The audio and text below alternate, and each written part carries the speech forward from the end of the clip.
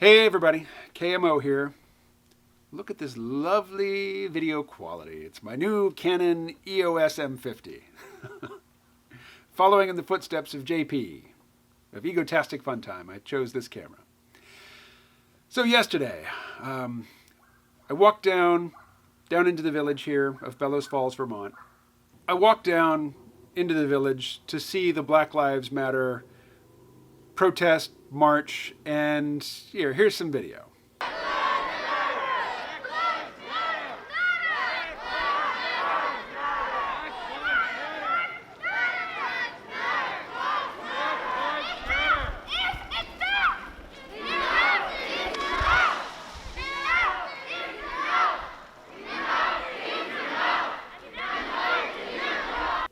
Here are the young people of Bellows Falls marching in support of Black lives.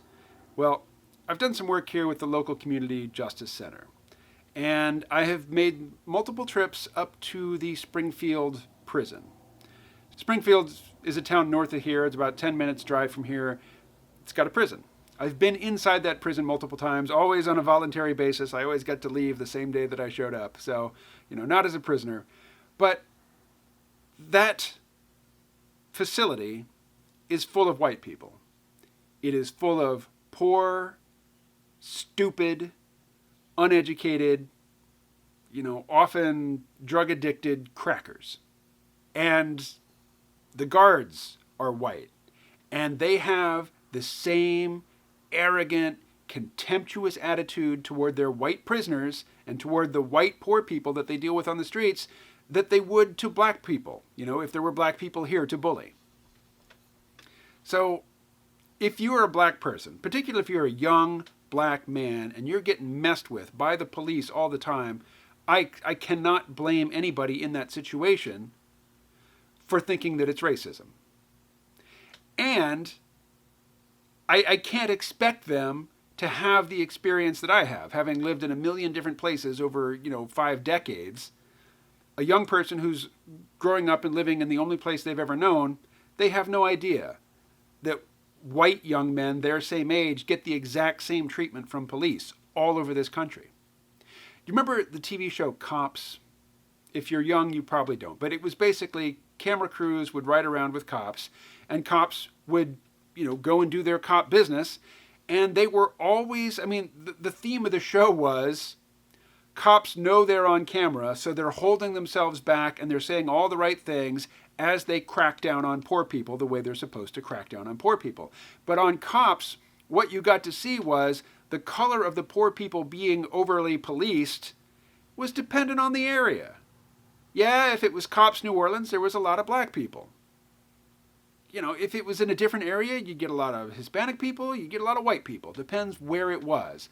But they were meting out the same treatment. I won't say justice. They weren't meting out justice. They were meting out the same controlling strategies to poor populations, homeless people, addicts, across the nation, always in the same way. And even when they were on camera and on their best behavior, they couldn't help but demonstrate the contempt that they have for the communities that they are supposed to police, and their willingness to use physical force at the slightest provocation, not even a provocation. And when I say provocation, I mean the slightest hint of disrespect. Police are not chosen for their emotional maturity. They're not chosen for their, demonstrated ability to be insulted and not respond. And they are human beings.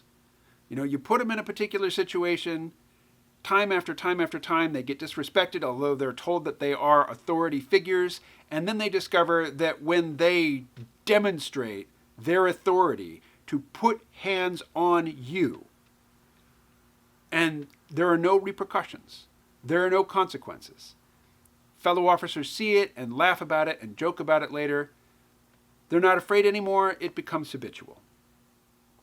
But my point is, there is plenty to object to about how the police right here in southern Vermont deal with poor people. It just so happens that the poor people are white. And so everybody around here just shrugs their shoulders. That's just the way it is. But police treat black people someplace else the way they treat white people here, and suddenly that's a reason for liberal young white people here to get angry, to get self-righteously angry, and give angry speeches like this one. In police custody, Christian Taylor, who was 19 years old and was shot 3 times before he died. Michael Brown Jr., who was 18 and was fatally shot. Laquan McDonald, who was my age and got shot by an officer.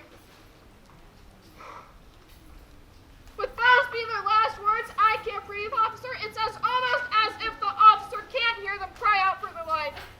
Nearly 9 minutes. Okay, so I've mentioned before, self-righteous indignation is an amazing feeling.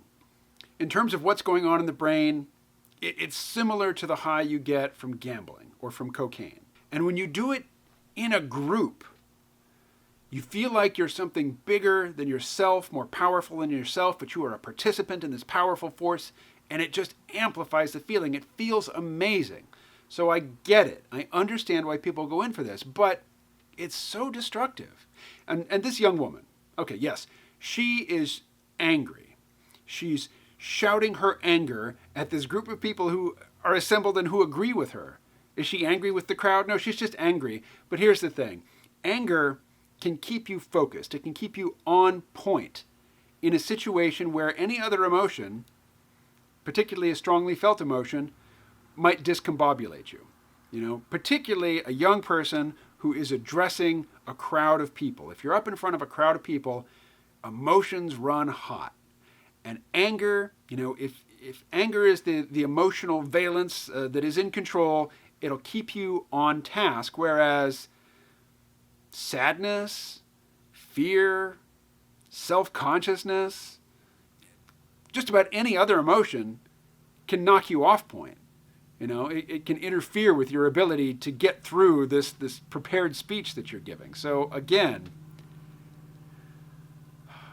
I'm not particularly angry with the protesters. It's just, I don't think that the straight blue tribe narrative is really any better than the straight red tribe narrative.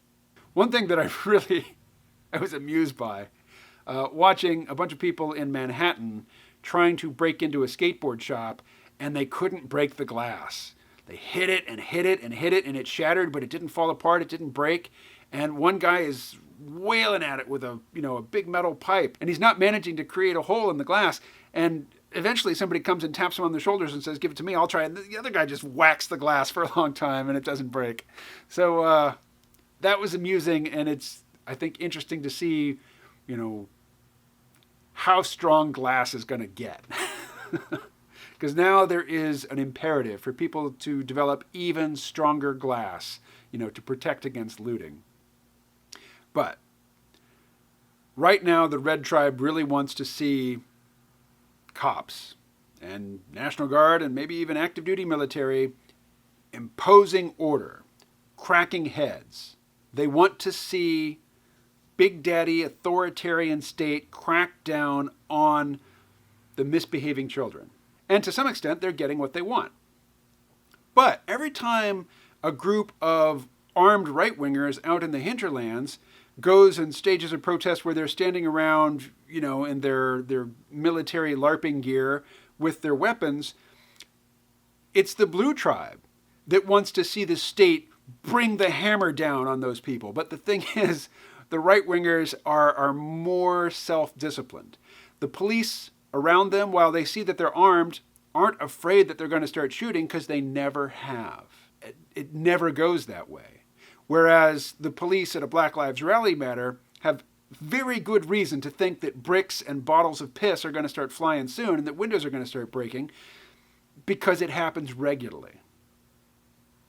Also, protests that take place out in the countryside frequently, I don't know if they're necessarily militiamen, but the Second Amendment protesters or, just the armed protesters, they're often known, like on a first-name basis, with the cops who are also standing around, not cracking heads, not shooting them, not throwing tear gas.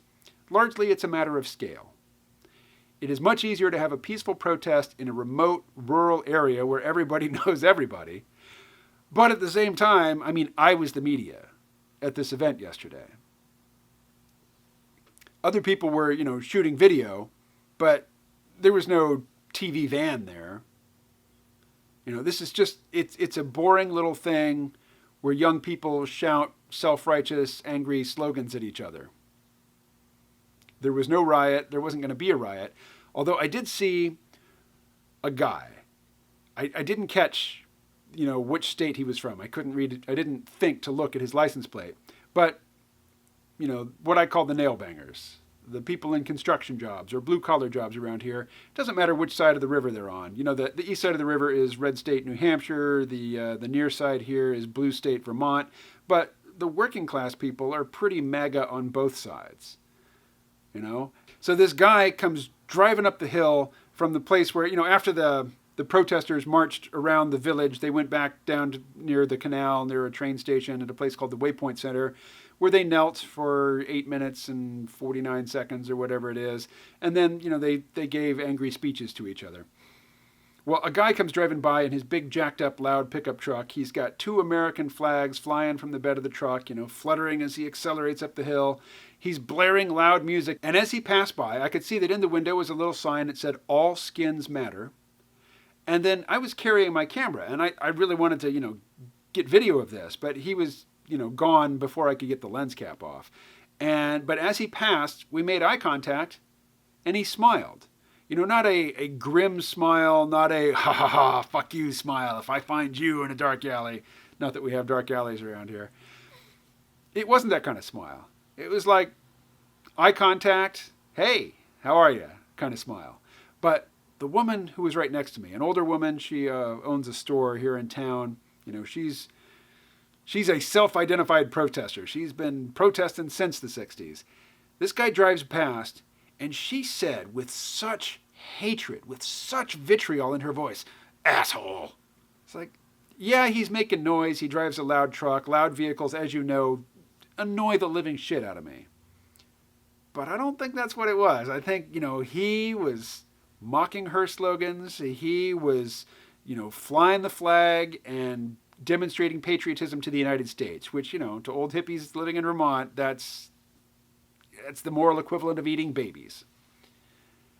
And the vitriol and hatred and anger in her voice, which, I have no reason to think that she knows who that guy is, particularly if he drove over from New Hampshire, but she knows what he's about, and she hates what he's about.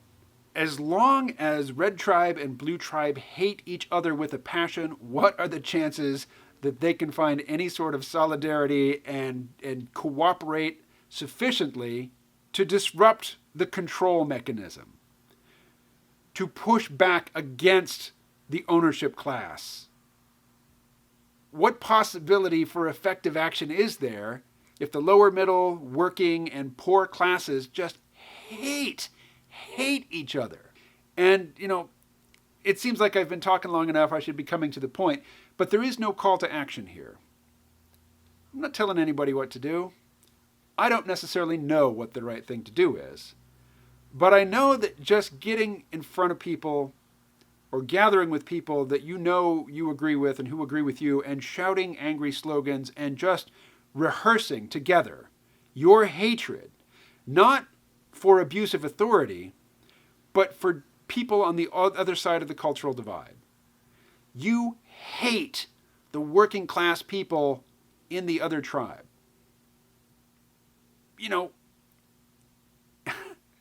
If it comes down to violence, the Red Tribe is going to win. They're better armed, they're better disciplined, and they don't have the left-wing circular firing squad impulse. The Red Tribe is much better at putting aside their ideological differences and finding common ground and unifying than the Blue Tribe is. So, unless you want to fight the Red Tribe and lose badly, you need to find some common ground with them in order to build working class solidarity to take on the oppressors and exploiters of the working class. And I'm not a frickin' Marxist. I know I sound like one when I say the working class and solidarity, but I'm not. I'm a former right-wing libertarian, but libertarians are always a weird mix of socially liberal, economically conservative. But I'm just going to end by borrowing some language from a friend of mine, James Howard Kunstler. So much of the talking, the talking points, the scripted dialogue coming out of the young liberal cohort.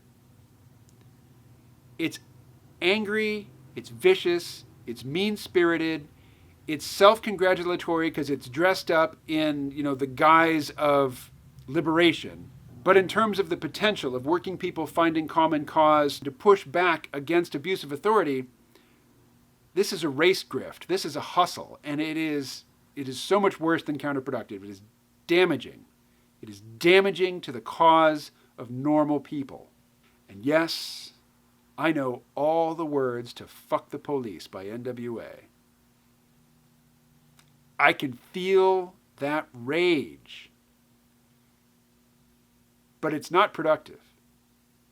And, like I say, anger can keep you on point. It can keep you focused. It can keep you together in a time when any other emotion might lead to indecision.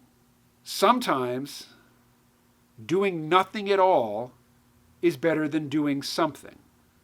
Because if that something is motivated by hatred and anger, and is largely also motivated by a desire to feel the rush of endorphins that come from, expressing your righteous anger, it's very difficult to burn that fuel and do something productive with it. Whereas if you're high on that fuel, if you're burning that fuel, but you're not quite sure how to direct it, it is very easy to do great harm with it. So if there's a call to action, it's just that. Just know this.